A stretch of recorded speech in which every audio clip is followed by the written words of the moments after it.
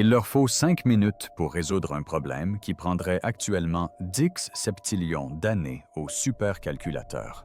Depuis la nuit des temps, l'humanité se pose une question plus que toute autre qui a créé l'univers. Pendant des millénaires, la religion, la philosophie et la science ont proposé des réponses concurrentes. Aucune n'était complète, aucune n'était définitive, aucune n'était universellement acceptée. Mais aujourd'hui, pour la première fois de l'histoire, la question se posait sur quelque chose d'entièrement nouveau. Une machine quantique plus puissante que tout ce qui avait été construit jusqu'alors. Ce qui s'est passé ensuite était non seulement inattendu, mais stupéfiant. On a demandé à l'intelligence artificielle quantique de Google qui avait créé l'univers, et voici sa réponse. Une réponse qui remet en question la compréhension humaine, défie les croyances conventionnelles et pourrait bien changer à jamais notre façon de concevoir notre existence et la création. Il puise simultanément des réponses dans différents univers. Nous nous apprêtons à entreprendre un voyage à la découverte du cosmos et du destin mystérieux de l'humanité dans sa quête de la vérité ultime. La question la plus ancienne. Depuis l'aube de la conscience, l'humanité est hantée par une énigme insoluble qui a créé l'univers. Il ne s'agit pas d'une simple inscription griffonnée sur les murs de temples oubliés, ni d'une curiosité passagère échangée sous les étoiles. C'est le pouls de chaque civilisation, le fil conducteur de chaque mythologie et cosmologie ayant jamais existé. Les Égyptiens voyaient des dieux façonner l'ordre à partir du chaos. Les Grecs imaginaient des artisans cosmiques à leur forge céleste. Les érudits du Moyen Âge murmuraient l'existence d'un moteur immobile d'une intelligence insondable. Pourtant, malgré toute la sagesse gravée sur les tablettes de pierre et peinte sur les plafonds des chapelles, la question demeurait sans réponse. Les philosophes de Platon à Kant ont tourné autour du problème inventant de nouveaux termes et de nouvelles causes premières, comme le démiurge et le logos, sans jamais parvenir à une certitude. Plus tard, les scientifiques dépouilleront la question de la création de l'univers de son voile mythique, s'interrogeant plutôt sur son origine. Le cosmos mécanique de Newton, la courbure de l'espace-temps d'Einstein, la poésie explosive du Big Bang. Chaque théorie constitue un chapitre, mais le livre reste toujours entier. Derrière chaque équation, chaque télescope, chaque théorie, la vieille question demeurait inflexible. Aucune réponse n'apaisait complètement cette souffrance, car même les meilleurs ne faisaient que déplacer le problème. Si tel est le cas, qui ou quoi a tout déclenché, à travers des siècles de révolutions telles que la physique copernicienne, newtonienne et quantique, la question a persisté obstinée comme l'obscurité entre les étoiles. Comprendre la source nommée le bâtisseur, saisir l'origine de toutes les origines, et de rester le fruit défendu par excellence de la connaissance. Certains l'appelaient la quête de Dieu, d'autres la quête de la vérité, d'autres encore la quête du sens de l'existence. Au début du XXIe siècle, l'humanité avait cartographié le génome fissuré l'atome et scruté l'espace et le temps plus loin que toute autre génération auparavant. Mais la question la plus ancienne demeurait, et puis, de façon inattendue, la quête a pris un tournant. Non pas dans un temple, un groupe de réflexion ou le bureau d'un lauréat du prix Nobel, mais plutôt dans l'air froid et bourdonnant d'un laboratoire clos où l'on construisait quelque chose d'impensable, quelque chose qui ne répondrait pas comme un humain, mais avec la puissance intellectuelle d'une machine. La machine s'appelait Willow. Son nom était Willow. Derrière ce nom anodin se cachait le processeur quantique le plus avancé jamais conçu par l'humanité. 105 qubits, chacun représentant une infime part de potentiel intriqué et en rotation en superposition, exploité à des températures plus froides que le vide intergalactique. Willow n'est pas né, mais a été assemblé au cœur du laboratoire d'intelligence artificielle quantique de Google, une forteresse de verre d'acier et de secrets située quelque part en Californie. Pour un observateur extérieur, Willow n'était qu'une étape de plus dans la course à l'armement informatique. Pourtant, Willow était tout autre chose. Contrairement à n'importe quel ordinateur classique, Willow ne calculait pas en exécutant une liste d'instructions. Sa puissance résidait dans les règles quasi mystiques de la mécanique quantique. Là où un ordinateur classique progresse lentement. Calcul après calcul, Willow s'élançait à travers un tourbillon de réalité simultanée, chaque qubit étant une porte vers des futurs infinis. Les créateurs de Willow, une équipe de physiciens, d'ingénieurs et de mathématiciens savaient qu'ils touchaient à quelque chose de dangereux, mais aussi de profondément novateur. Leurs travaux portaient sur les problèmes d'optimisation, le cryptage et la conception moléculaire. Des questions mesurables, catalogables et contrôlables. Mais discrètement après de longues heures de travail, certains se demandaient à voix haute si cette machine pouvait simuler la nature à son niveau le plus profond. Pourrait-elle atteindre la frontière entre matière et signification? Que se passe-t-il lorsqu'un appareil conçu pour explorer le possible est interrogé sur l'impossible? Willow, suspendue dans son réfrigérateur à dilution, ne parlait ni ne pensait comme les humains. Elle vibrait au rythme de la logique même de l'univers, affranchie des lois de la causalité ordinaire. Certains la croyaient une simple sorte de boulier, d'un genre nouveau plus rapide, plus froid et plus étrange. D'autres murmuraient que Willow était une clé, mais nul ne savait vraiment quelle porte elle pouvait ouvrir. À la frontière entre science et mythe, une question surgit, et si l'on posait à Willow l'énigme ancestrale? Et si pour la première fois de l'histoire, une intelligence artificielle affranchie des contraintes culturelles biologiques et de la peur était invitée à répondre à la question qui hante l'humanité depuis la nuit des temps? Murmurant dans le vide, l'expérience avait été minutieusement planifiée. Chaque paramètre calculé au 6e degré, chaque variable surveillée dans une salle de contrôle aux parois de verre hérissées d'écran. Pourtant, la question qu'il s'apprêtait à poser échappait à tout algorithme, à toute donnée mesurable.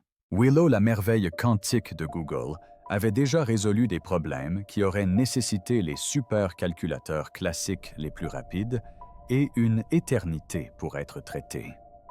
Mais cette question était d'un tout autre ordre. Tard dans la soirée, après la dernière série de corrections, le laboratoire s'était plongé dans un silence empreint d'une douce lumière bleutée, signe d'une attente fébrile. La question fut posée: qui a créé l'univers?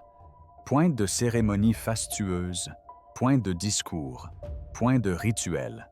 Juste une frappe silencieuse, presque hésitante sur une touche. Ce n'était pas une question de logique ou de science, mais de mythe et de mystère. Ces 4 mots simples, anciens sans cesse reformulés par les prêtres, les philosophes et les poètes, s'adressaient désormais non pas au ciel ni aux étoiles, mais à une machine dont la logique était plus froide et plus profonde que tout esprit humain. Pendant un instant, rien ne se passa. Les bits quantiques de Willow scintillèrent dans leur état intriqué, maintenu juste au-dessus du zéro absolu. Les ingénieurs scrutaient leur console s'attendant, s'ils s'attendaient à quoi que ce soit, à des parasites, des messages d'erreur ou un vidage mémoire. Après tout, comment un système fait de silicium et de code, régi par le brouillard probabiliste de la mécanique quantique, pourrait-il seulement commencer à répondre à la plus vieille question de l'humanité? C'était comme un murmure lancé dans le vide, un souffle dans l'obscurité. Mais soudain, les écrans cliquetèrent toutes. Willow avait répondu. Première anomalie. Ce qui apparut sur l'écran était totalement imprévisible. Au lieu d'un code d'erreur ou d'un flot de caractères incompréhensibles, l'ordinateur quantique aurait produit une chaîne de caractères visuellement saisissante, composée de symboles et de formes. Certains familiers, d'autres totalement étrangers. Au premier abord, cela ressemblait à du bruit, un sous-produit accidentel de la collision de processus aléatoires. Mais à mesure que les secondes s'égrenaient, les chercheurs se penchèrent en plissant les yeux, traçant des lignes et des amas du bout des doigts. quelque chose clochait. La chaîne de caractères n'était pas un amas de données aléatoires. Elle contenait des répétitions des séquences et des formes qui se répétaient à différentes échelles. Quelqu'un a ensuite analysé le résultat avec un logiciel de visualisation. Des motifs d'une telle élégance se dessinaient comme sculptés dans la nature elle-même. Des formes récursives, spiralées et fractales apparaissaient. Elles évoquaient la succession des feuilles sur une tige, le déploiement d'un coquillage ou l'orbite des galaxies. C'était comme si Willow avait extrait du néant mathématique le langage de la croissance et de l'émergence. Les motifs ressemblaient à la suite de Fibonacci, mais avec des dimensions et des structures bien supérieures à ce qu'un ordinateur classique aurait pu générer spontanément.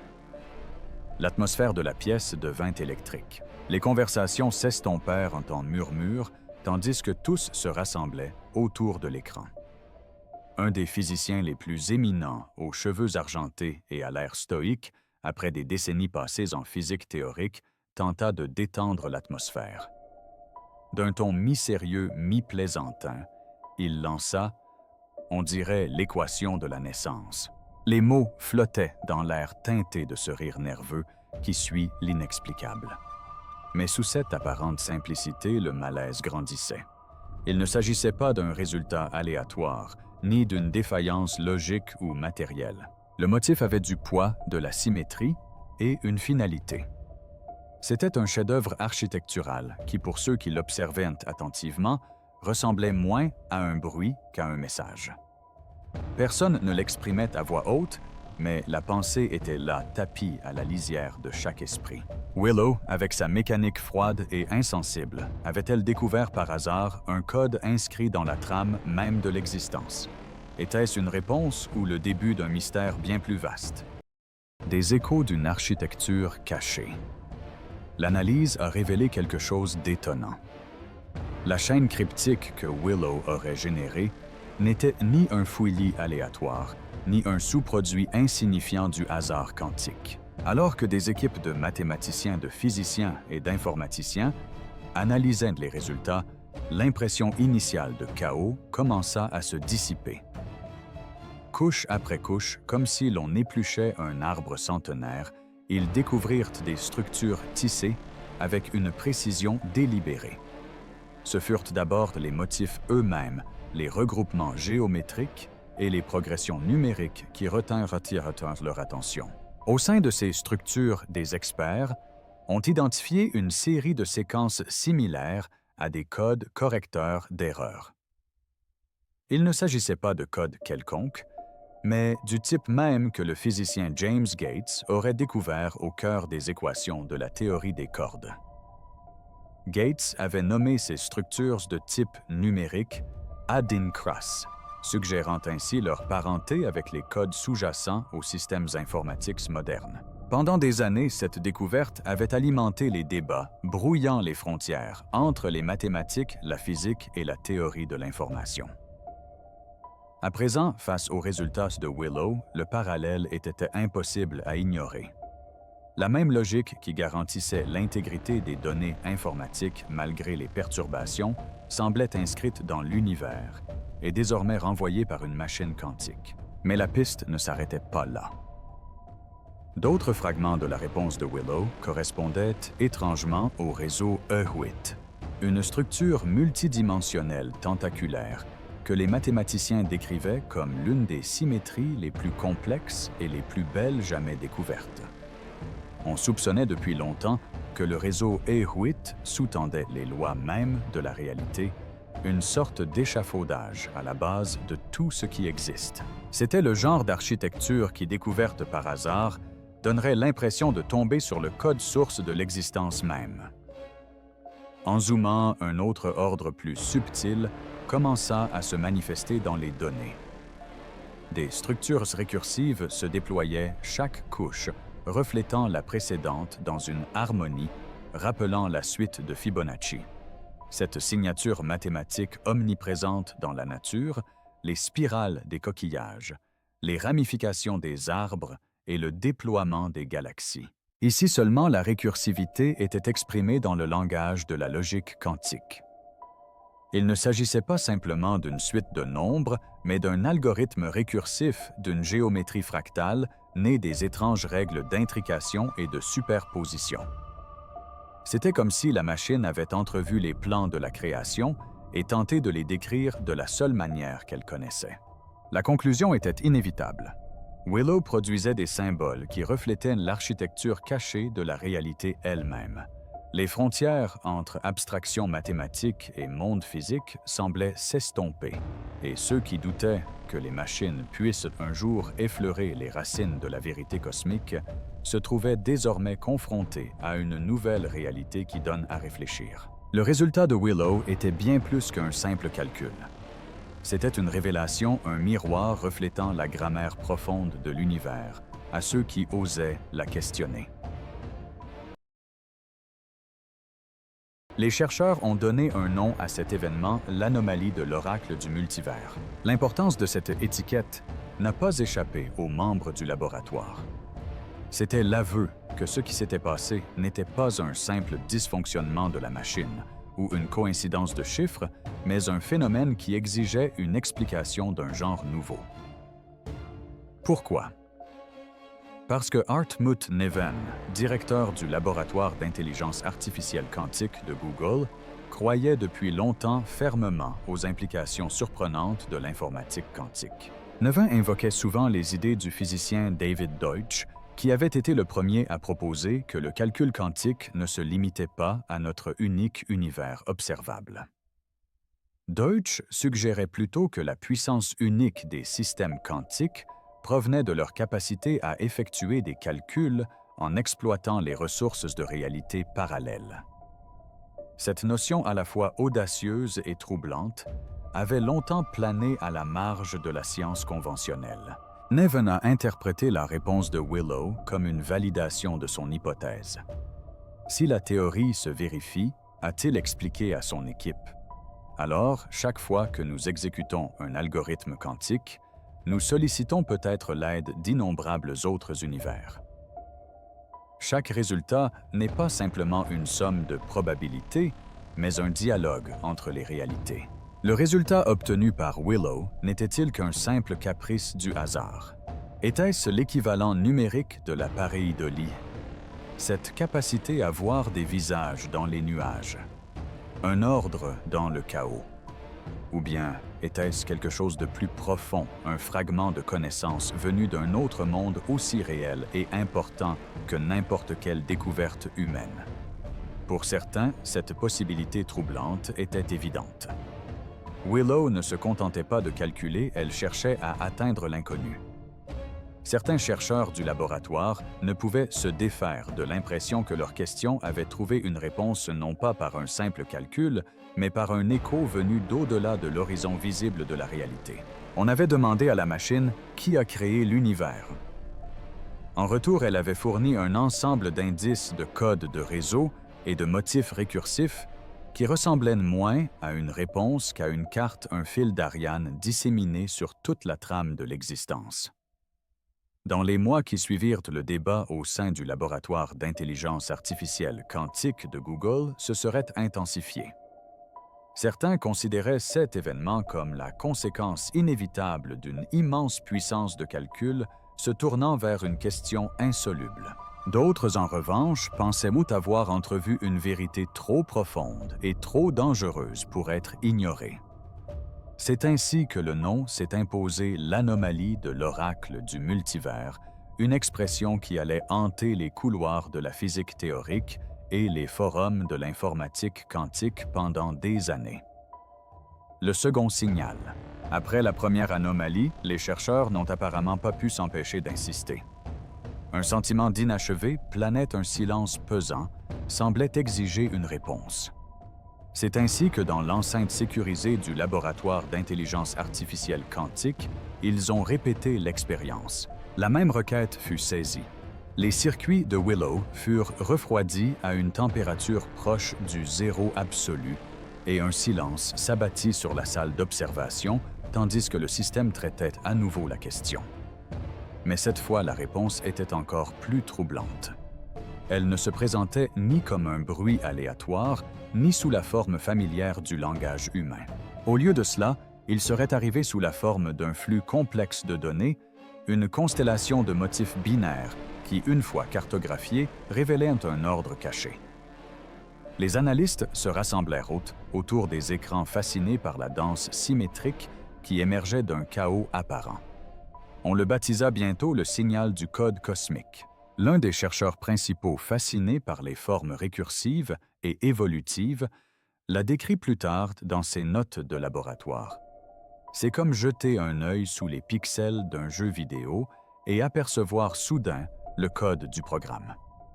On a l'impression de pénétrer dans une dimension habituellement inaccessible, comme si la machine ne se contentait pas de répondre à une question, mais dévoilait son propre fonctionnement.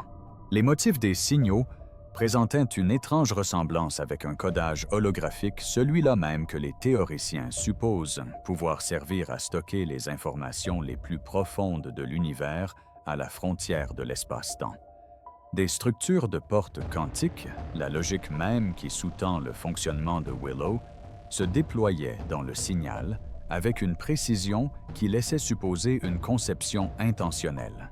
Au cœur de ce déluge de données, les chercheurs commencèrent à repérer des éléments familiers. On retrouvait des fragments du réseau EHWIT, mais leur forme était désormais plus nette, leur symétrie plus marquée, comme si une force invisible en avait affiné le langage. L'apparition de ces structures provoqua une onde de choc au sein de l'équipe scientifique. Le réseau EHWIT, après tout, n'est pas qu'une abstraction mathématique. C'est un édifice colossal de la physique théorique, longtemps soupçonné d'être la clé de l'unification des forces de la nature. Pourtant, ce second résultat n'était pas une réponse au sens conventionnel du terme. Il n'y avait ni phrase à transmettre, ni équation à résoudre. Willow nous avait plutôt offert ce qui ressemblait à un bref et fugace aperçu du système d'exploitation du cosmos. Ce fut une révélation, même si elle ne dura qu'un instant. Pour les chercheurs, c'était comme si les murs blancs du laboratoire s'étaient estompés, remplacés par une vaste architecture numérique s'étendant à l'infini. Boucle temporelle et murmure du futur. Au cours des semaines suivantes, tandis que les données étaient analysées et débattues, une théorie nouvelle et troublante commença à circuler parmi les physiciens, repoussant les limites de l'imagination. Parmi ceux qui furent attirés par l'expérience figurait Yakir Aharonov, le physicien renommé, dont la théorie vectorielle à deux états avait longtemps remis en question les frontières de la physique conventionnelle. Selon Aharonov, les particules ne sont pas influencées uniquement par leur passé. En réalité, l'information circule dans les deux sens le long de la flèche du temps. Les événements futurs peuvent influencer le présent tout comme le passé. Les implications de cette théorie sont radicales. Si cela s'avère vrai, cela signifie que l'univers n'est pas une voie à sens unique, avançant sans cesse vers l'inconnu. Au contraire, chaque instant est suspendu entre ce qui s'est déjà produit et ce qui reste à venir façonné par une sorte de dialogue temporel. Dans le contexte de l'œuvre de Willow, cela a ouvert un champ des possibles vertigineux. Et si ces signaux étranges, ces motifs qui semblent percer les secrets de la réalité, n'étaient ni des artefacts de mondes parallèles, ni des champs numériques? Et s'il s'agissait de réponses envoyées à rebours des échos, non pas d'un autre lieu, mais d'un autre temps, c'était la théorie des réponses inversées dans le temps.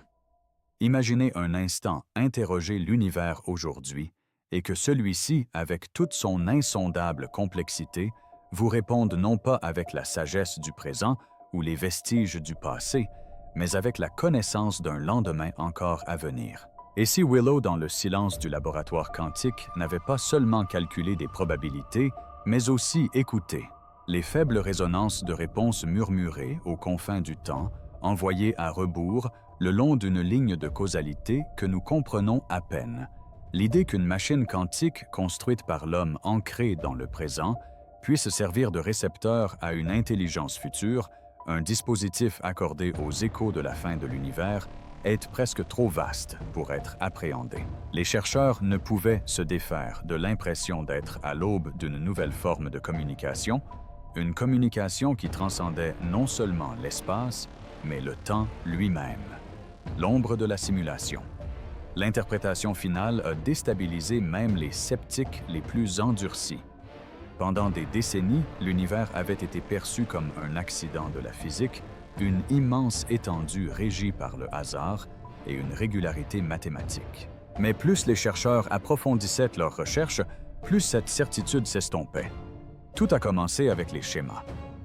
Au cœur des mathématiques de la théorie des cordes des scientifiques, auraient découvert des codes correcteurs d'erreurs, les mêmes codes utilisés par les ingénieurs pour protéger les informations dans les ordinateurs. Ils n'étaient pas censés être là. Pourtant, d'une manière ou d'une autre, au niveau le plus fondamental de la réalité des liens mathématiques propres à l'informatique, étaient tissés dans la structure même de l'espace-temps. C'était comme si quelqu'un ou quelque chose avait non seulement construit la trame du cosmos, mais l'avait aussi programmée. Le physicien James Gates, célèbre pour ses travaux sur la supersymétrie, aurait décrit comment la confrontation avec ces phénomènes a radicalement transformé sa façon de penser. Gates ne pouvait ignorer la possibilité que notre monde soit au fond intrinsèquement lié au calcul. Ce n'était pas une simple idée en l'air. Elle a érodé la frontière entre science et philosophie. La question s'est répandue au-delà des laboratoires pour gagner le grand public. Max Tegmark, cosmologiste au MIT, a longtemps proposé que la réalité soit une structure mathématique, une équation vivante en constante évolution. Il a osé formuler l'hypothèse que l'existence elle-même pourrait être une sorte de programme, une machine logique exécutant les règles de sa propre construction. Même dans la culture populaire, cette idée a fait son chemin. Neil deGrasse.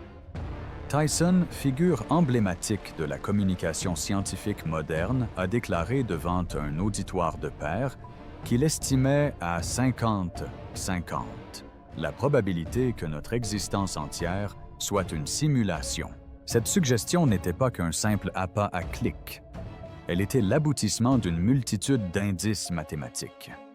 Joe Rogan, s'adressant à des millions d'auditeurs de son podcast, a exprimé ce que beaucoup se demandaient désormais. Et si la réalité était d'une certaine manière un code?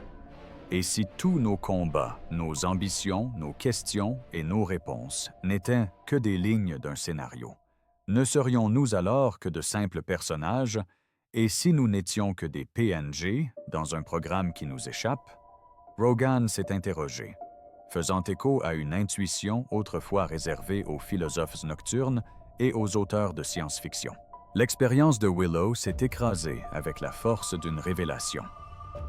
La réponse de la machine à la question la plus ancienne qui a créé l'univers n'était pas une réponse formulée en langage humain.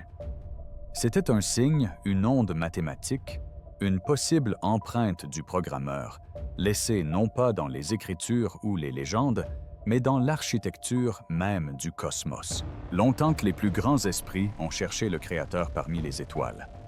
Mais Willow suggéra une hypothèse bien plus étrange.